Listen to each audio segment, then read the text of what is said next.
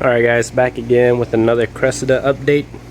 In this video I will finish up tidying up the oil pan and that line that I was talking about from the last video, the oil line from this AN fitting to this AN fitting over here. I'll get that tied up, I'll throw it in the car, and then we'll probably get the car started in this video, so stay tuned.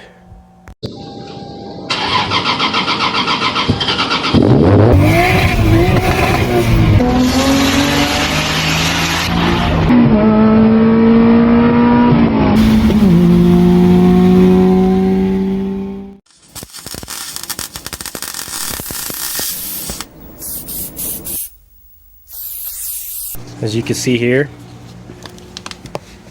got my pedal in.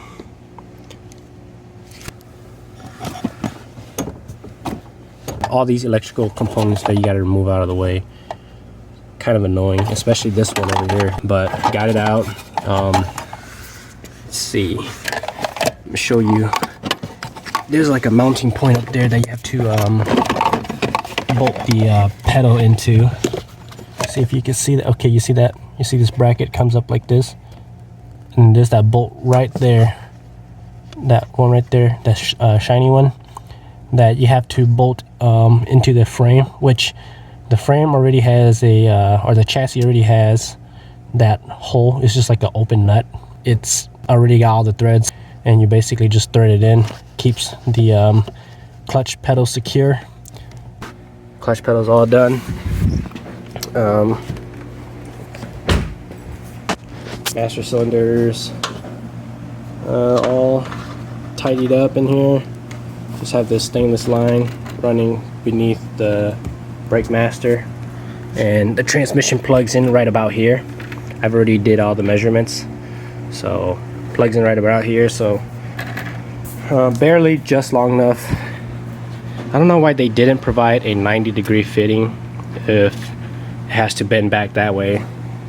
I mean, if this nut or this nipple right here was on this side, then this would be the perfect length, you know. But since it's not on this side and it's on this side, then you have to bend the line back. I could see that being problematic in the future, but I don't know, we'll see. Hopefully it doesn't chafe on anything.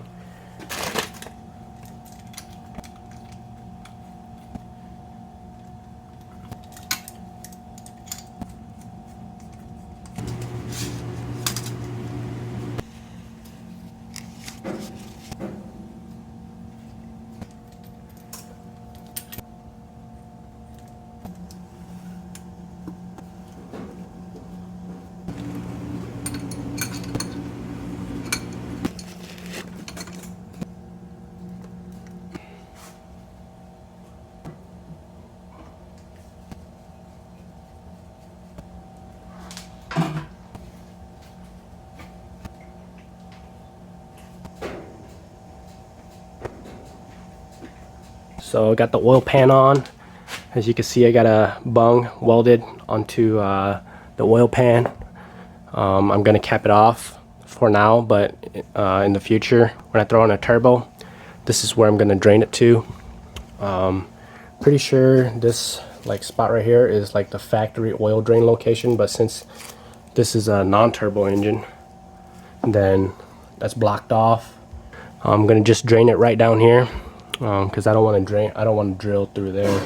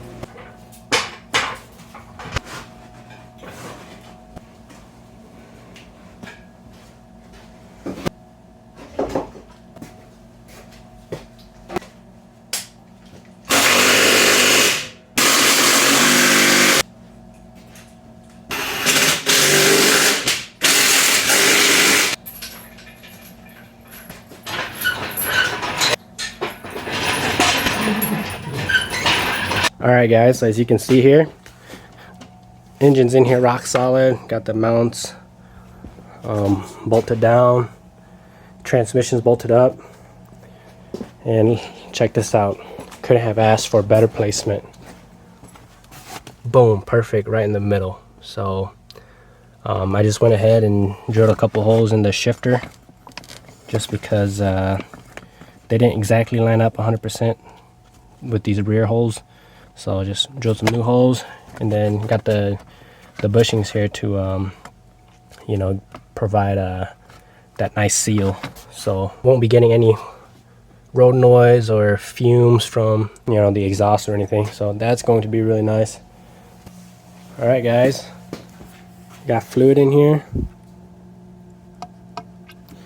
got oil, got transmission fluid. I have the ECU unplugged right now.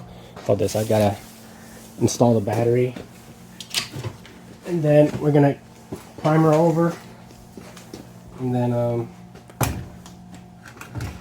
after we're done priming, we're gonna get some oil pressure and start it.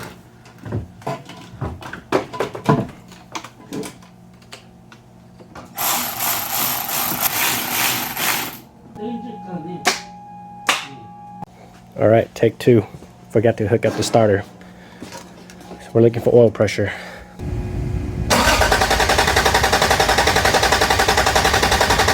Okay.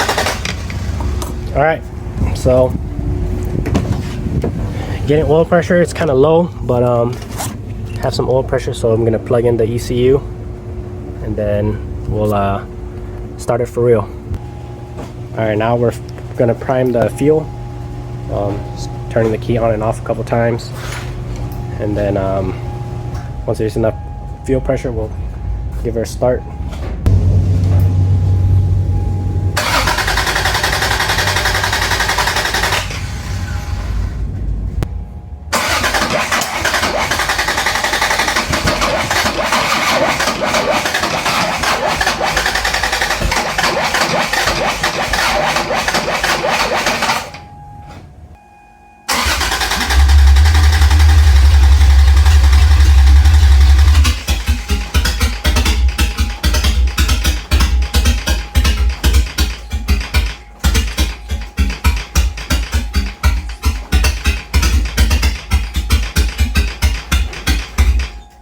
It's not dead. Alright, so couldn't get it started, and was a little stumped. I had fuel, I had spark, but I couldn't get it started. My distributor probably wasn't in timing because I started getting backfires through the intake. So then it made me think that maybe it's sparking at the wrong time. So I clocked the I had to mess with it for a little bit because it had some gears in there. So I turned the gears a little bit, plugged it back in, and then it sounded better and better and better each time. Right now it sounds really good, so we're gonna fire it up, so see if it'll start.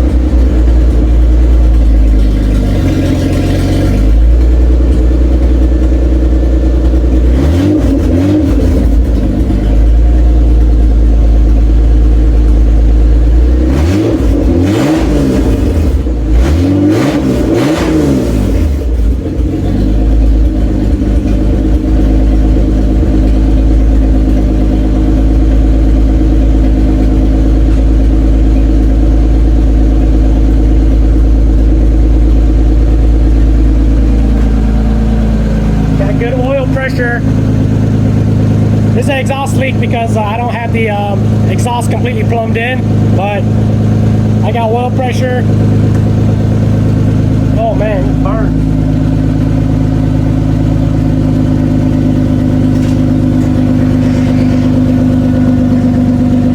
All right, can't breathe, so we're gonna leave. Let the car warm up for a little bit. I got oil pressure, so I'm not worried about that. I got coolant. I know I have enough oil in the engine, so let it idle for a little bit. We'll come back and check on it in a bit. So, yep, that's the first start. Pretty stoked about this. I don't have the drive shaft or anything hooked up yet, but I just wanted to make sure that the engine actually fires up. So now that it fired up, we're good to go. Just a few more things, a few more steps, and then should be back on the road. So stay tuned. Thanks for watching.